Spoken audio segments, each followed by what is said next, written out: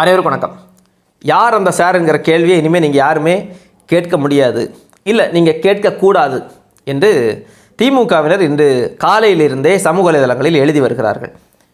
ஒரு நபருடைய புகைப்படத்தை வெளியிட்டு, ஒரு அதிமுகவினுடைய கிளை செயலாளர், அந்த ஆளுடைய புகைப்படத்தை எடுத்து வெளியிட்டு, இவன் தான் அந்த சாரு, நீங்கள் கேட்ட சார் இவன் தான், அதனால் நாங்கள் சாரை கண்டுபிடித்து விட்டோம் என்று எழுதுகிறார்கள். சரி, அந்த ஆள் யார் என்று பார்த்தால், அண்ணாநகர் சிறுமி பாலியல் வழக்கில் நேற்றைய தினம் காவல்துறையால் கைது செய்யப்பட்ட நபர். அவருடைய புகைப்படத்தை எடுத்து போட்டு, நீங்கள் தேடிக்கொண்டிருந்த கேட்டுக்கொண்டிருந்த அந்த சார் இவர்தான் என்று எழுதுகிறார்கள் திமுகவை சார்ந்தவர்கள். இந்த செய்திகளை பாதிக்கப்பட்ட அந்த மாணவி பார்த்தால் அந்த மாணவியினுடைய மனநிலை என்னவாக இருக்கு? யார் அந்த சார் என்கிற கேள்வி விளையாட்டு கேள்வி இல்லை, அது ஏதோ இவர்கள் அரசியல் செய்வதற்கான கேள்வி அல்ல. அந்த கேள்வி எங்கிருந்து பிறந்ததென்றால், அந்த மாணவி, பாதிக்கப்பட்ட மாணவி ஞானசேகரன் ஒரு நபருடன் அலைபேசியில் பேசியதாகவும், அந்த சாருடனும் நீ கொஞ்ச நேரம் இருக்க வேண்டும் என்று சொல்லி என்னிடம் சொல்லியதாக மாணவி சொன்னதற்கு பிறகுதான் அந்த சார் யார் என்கிற கேள்வி எழும்பியது. அதிமுகவுக்கு பதில் சொல்கிறோங்கிற பேரில், இல்லை மற்ற எதிர்கட்சிகளுக்கு பதில் சொல்கிறோம் என்கிற பேரில் இந்த சில்லறத்தனமான வேலையை திமுக செய்தன்னா எவ்வளவு சில்லறைகளாக இவர்கள் இருப்பார்கள். இந்த வேலையை கொஞ்சமாவது மனசாட்சி என்பது இருக்கக்கூடிய ஒருவன் செய்வானா? இந்த வேலையை அண்ணா பல்கலைக்கழக வழக்கில் சம்பந்தப்பட்ட சாரை கொண்டு வான்னா, அண்ணா நகர் வழக்கில் சம்பந்தப்பட்ட ஒருத்தனை கொண்டு வந்து, நீங்கள் கேட்ட சாரை நாங்கள் கண்டுபிடித்து விட்டோம் என்றால் நீங்கள் யாருக்கு பதில் சொல்கிறீர்கள்? யாருக்கு பதில் சொல்கிறீர்கள்? சரி, இப்போது அண்ணா பல்கலைக்கழக வழக்கில் தான் செருப்படி வாங்கிறார்கள் இவர்கள் நீதிமன்றத்திடம். சரி, இவர்கள் இப்பொழுது கொண்டு வந்திருக்கிறார்கள் இல்லையா இந்த அண்ணா நகர் சிறுமி வழக்கு, அந்த வழக்கையாவது குறைந்தபட்சம் சரியாக இவர்கள் நடத்தினார்களா என்று பார்த்தால், அந்த வழக்கிலும் நீதிமன்றத்திடம், உச்ச நீதிமன்றத்திடம் செருப்படி வாங்கியிருக்கிறார்கள் இவர்கள், உயர் நீதிமன்றத்திடமும் செருப்படி வாங்கியிருக்கிறார்கள்.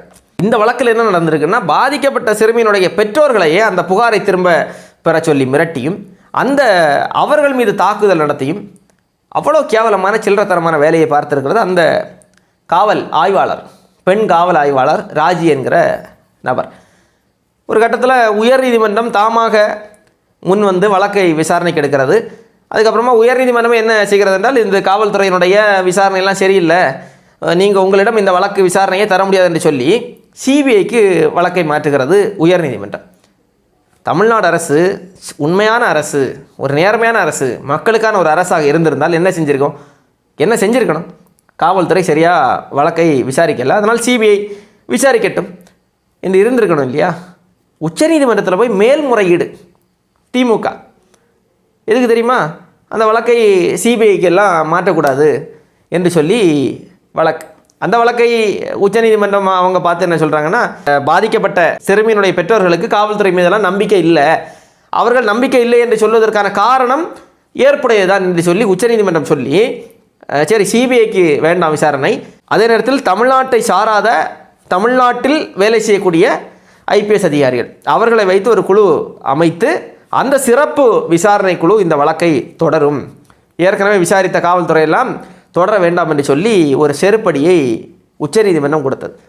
அந்த சிறப்பு விசாரணை குழு இந்த வழக்கை விசாரிக்கிறது. விசாரணையின் அடிப்படையில் தான் நேற்றைய தினம் 2 பேரை கைது செய்கிறாங்க. ஒன்று அதிமுகவினுடைய வட்டச் செயலாளர், அவன் என்ன பண்ணியிருக்கிறான் அப்படின்னா, பாதிக்கப்பட்ட சிறுமியிட்ட பேரம் பேசுகிறதுக்கு, பாதிக்கப்பட்ட சிறுமியிடம், அந்த குற்றவாளியிடம் இருந்து அவன்கிட்ட பணம் வாங்கி கொடுக்குறேன், நீங்கள் வந்து புகாரை திரும்ப பெறுங்க என்று சொல்லி பேரம் பேசக்கூடிய வேலையில் அவன் ஈடுபட்டிருக்கிறான்.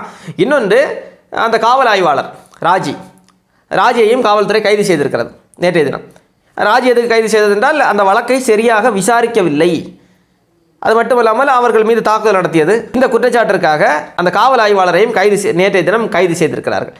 நீ அதிமுகவை சார்ந்தவனை கைது செஞ்சதை சார் என்று சொன்ன இல்லையா, காவலரையும் கைது செய்திருக்கிறது. அப்போ இதற்கு பொறுப்பு யார்? பொறுப்பு யாரை ஏற்க வேண்டும்? காவல்துறையினுடைய அமைச்சராக இருக்கக்கூடிய முதலமைச்சர் ஸ்டாலின் அவர்கள் இதற்கு பொறுப்பேற்க வேண்டுமா இல்லையா? ஏதாவது ஒரு வழக்கு, இந்த பெண்களுக்கு எதிரான பாலியல் வழக்காக இருக்கட்டும், எந்த வழக்காக இருக்கட்டும்ங்க, ஏதாவது ஒரு வழக்கை இந்த திராவிட மாடல் அரசு நேர்மையாக சரியாக நடத்தியதாக சான்று உண்டா? இப்போ அந்த வழக்கை மூடி மறைப்பதற்கு இவர்கள் கொண்டு வந்திருக்கக்கூடிய அண்ணா நகர் வழக்கு, அந்த வழக்கை பார்த்தா இங்கேயும் செருப்படி தான் வாங்கியிருக்கிறார்கள். எங்கு பார்த்தாலும் செருப்படி. இப்போ இந்த அண்ணா பல்கலைக்கழக வழக்கில் இப்போது வரைக்கும் அந்த சார் கண்டுபிடிக்கப்படலை. இதை எப்படியாவது திசை திருப்பலாம், என்னெல்லாம் வேலை செய்கிறாங்க பாருங்கள். இன்றைக்கி சட்டப்பேரவையில் பேசுகிறார் முதலமைச்சர் அவர்கள். பொள்ளாச்சி சம்பவம். இப்போ என்ன சொல்ல வரீங்க நீங்கள்? பொள்ளாச்சி சம்பவத்தை சொல்வதன் மூலமாக என்ன செய்தியை நீங்கள் சொல்ல வருகிறீர்கள்? அதிமுக ஆட்சி காலத்தில் இது போன்ற பாலியல் வன்கொடுமைகள் நடந்தது, அதனால் எங்கள் ஆட்சி காலத்தில் நடக்கும் என்று சொல்ல வருகிறீர்களா? என்ன தாங்க சொல்ல வர்றீங்க? இப்போ பொள்ளாச்சி விவகாரத்தை இங்கே கொண்டு வர வேண்டிய அவசியம் என்ன? நீதி கொடுக்கப்பட வேண்டியது அந்த மாணவிக்கு. என்ன பதில் வைத்திருக்கிறீர்கள்? யார் அந்த சார் என்கிற கேள்வி எழுப்பப்படுகிறது என்றால் என்ன சொல்லியிருக்கணும்? உண்மையிலேயே இந்த அரசுக்கு இந்த வழக்கு நேர்மையான முறையில் விசாரணை நடக்கப்பட வேண்டும் என்கிற ஒரு முடிவு இருந்ததென்றால் இவங்க என்ன சொல்லியிருப்பாங்க? யார் அந்த சார் என்கிற கேள்வி வைக்கப்படுகிறது, அந்த கேள்வியில் நியாயம் இருக்கிறது, அது குறித்த விசாரணைகள் நடத்தப்படும், சிறப்பு புலனாய்வு குழு நீதிமன்றம் அமைத்திருக்கிறது இல்லையா, அவர்கள் அதை செய்வார்கள், அரசு தரப்பில் முழு ஒத்துழைப்பும் நாங்கள் கொடுக்கிறோம், ஒட்டுமொத்த மக்களுக்கும் யார் அந்த சாருங்கிற கேள்வி இருக்கிறது, அந்த கேள்விக்கான விடையை கொடுக்க வேண்டியது அரசினுடைய கடமை, நாங்கள் அதிலே தெளிவாக உறுதியாக இருக்கிறோம் என்று தானே சொல்ல வேண்டும். அதை ஏன் திசை திருப்புறீங்க? ஐயா ஸ்டாலின் அவர்கள் என்ன சொல்கிறாரு? அந்த சார் குறித்த ஆதாரம் எதிர்க்கட்சியிடம் இருந்தால், உங்களிடம் இருந்தால் நீங்கள் சிறப்பு புலனாய்வு குழுவிடம் கொடுங்கள் என்று. அப்போ நீங்கள் ஒரு காவல்துறை வச்சுருக்கிறீங்களே, எதுக்கு? அப்போ காவல்துறையை எதிர்க்கட்சிகளிடம் கொடுங்கள், எதிர்க்கட்சிகளினுடைய கட்டுப்பாட்டில் கொடுங்கள். காவல்துறையினுடைய அமைச்சர் நீங்கள் தானே.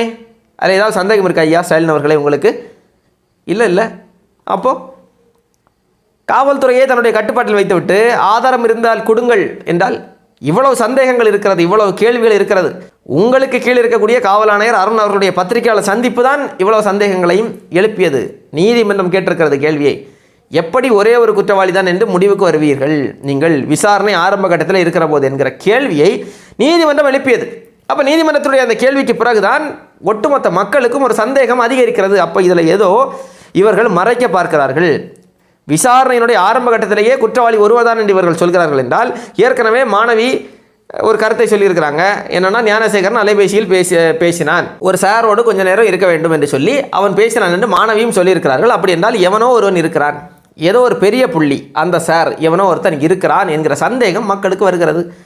அந்த சந்தேகத்தை தீர்க்கக்கூடிய வேலை ஏதாவது இந்த திமுக அரசு செய்ததா? ஏதாவது வேலை? இது திசை திருப்பக்கூடியதை தவிர வேறு ஏதாவது வேலை செஞ்சாங்களா இவங்க? ஆளுநரை எதிர்த்து போராட்டம், இப்போ ஆளுநரை எதிர்த்து திசை திருப்பக்கூடிய வேலை. எப்போதெல்லாம் திமுக அரசுக்கு ஏதாவது பிரச்சனை வருதோ உடனடியாக என்ன செய்வாங்கன்னா ஆளுநரை எதிர்ப்பார்கள், இல்லை என்றால் பாஜகவை எதிர்ப்பார்கள். பாஜகவும் ஆளுநரும் இல்லை என்றால் இவர்களுக்கு அரசியலே இல்லை. காவல்துறை அனுமதியே கொடுக்கலங்க. இந்த அண்ணா பல்கலைக்கழக விவகாரம் குறித்து போராட்டம் நடத்துவதற்கு காவல்துறை யாருக்குமே அனுமதி கொடுக்கல. ஏன் அனுமதி கொடுக்கல? பேச விடுங்க, பேசினாலே பிரச்சனை. இன்னைக்கு எதிர்க்கட்சிகளினுடைய சட்டமன்ற உறுப்பினருடைய முகத்தையே காட்டலை.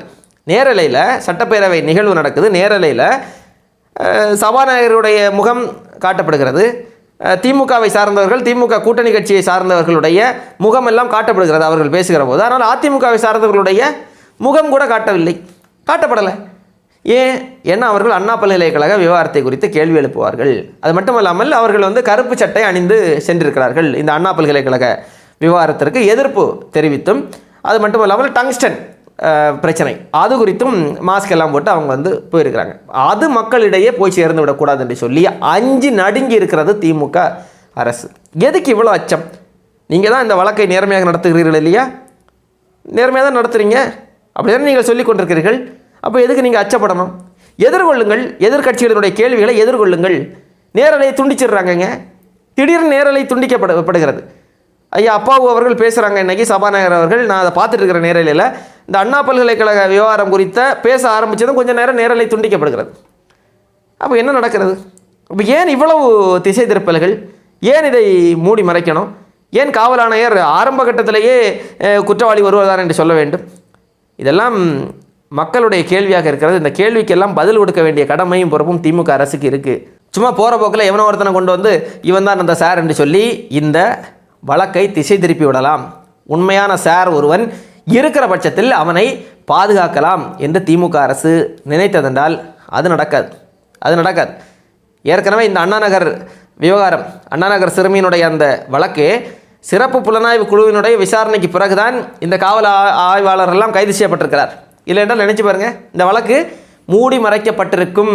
அதே போன்றுதான் நீதிமன்றம் அண்ணா பல்கலைக்கழக வழக்கிலும் சிறப்பு புலனாய்வு குழுவை அமைத்திருக்கிறார்கள். அவர்களுடைய விசாரணையின் முடிவில்தான் அண்ணா பல்கலைக்கழக வழக்கில் வெளிவராத பல தகவல்களும் செய்திகளும் வெளிவரும் என்று நம்ம எதிர்பார்க்கலாம். அதனால் திமுக பதறாதீங்க. நீங்கள் உங்களுடைய பதட்டத்திற்கு ஒரு காரணம் இருக்கிறது.